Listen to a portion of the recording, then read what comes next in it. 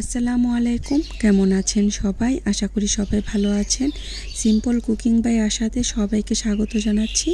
আজকে আমি আপনাদের মাঝে একটি মজাদার রেসিপি শেয়ার করব, ঘিমাই শাক ভাজি। এটা কম বেশ সবাই আমরা খেয়ে থাকি।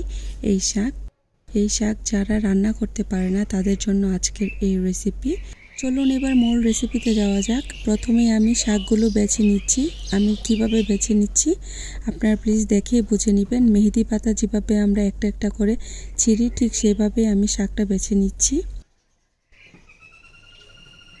শাকটা রান্না করার জন্য নিয়েছি মাঝারি সাইজের 2টি পেঁয়াজ কুচি, নিয়েছি একটি আস্ত রসুন কুচি, আর নিয়েছি এখানে 1 কাপ পরিমাণের আলু কুচি। এখানে ছোট গোল আলুটা আমি ব্যবহার করেছি, আর নিয়েছি কাঁচামরিচ 2টি, আর ঘিমাই শাক নিয়েছি 1 মুঠ পরিমাণের, কারণ এই শাকটা কিন্তু অনেকটা তিত করলার মতো তিতা হয়, তার জন্য পরিমাণে কমিয়ে নিতে হবে।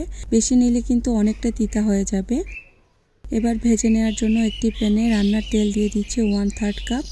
তেলের মধ্যে এবার অ্যাড করে দিব আলু কুচি, তারপর এখানে স্বাদ মতো লবণ আর হাফ চা চামচ হলুদ গুঁড়া দিয়ে আলুটা আমি লাল লাল করে ভেজে নেব।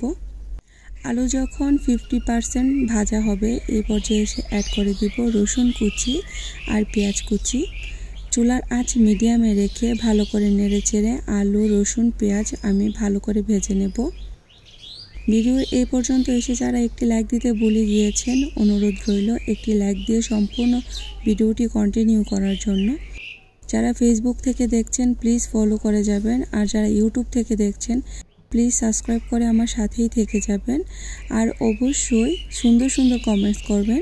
আপনাদের সুন্দর কমেন্টস আমার পরবর্তী ভিডিও বানাতে অনেক বেশি উৎসাহিত করে।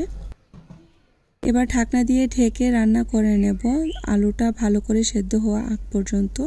আলুটা যখন পুরোপুরিভাবে সেদ্ধ হয়ে আসবে তখন আমি ঘিমাই শাকটা উপর দিয়ে দিব। শাকটা দেওয়ার পর ভালো করে নেড়েচেড়ে মিশিয়ে নেব।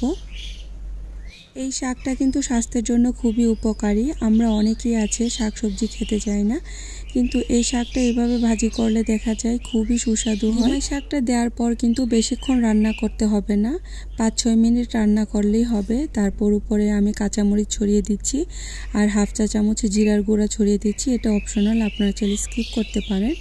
তারপর আবারও ভালো করে মিশিয়ে রান্না করে নিব 2 মিনিটের মতো। এটা একদম সহজ একটি রান্না, খুবই সুস্বাদু আর খুবই স্বাস্থ্যকর একটি রান্না। আশা করি আপনাদের ভালো লেগেছে।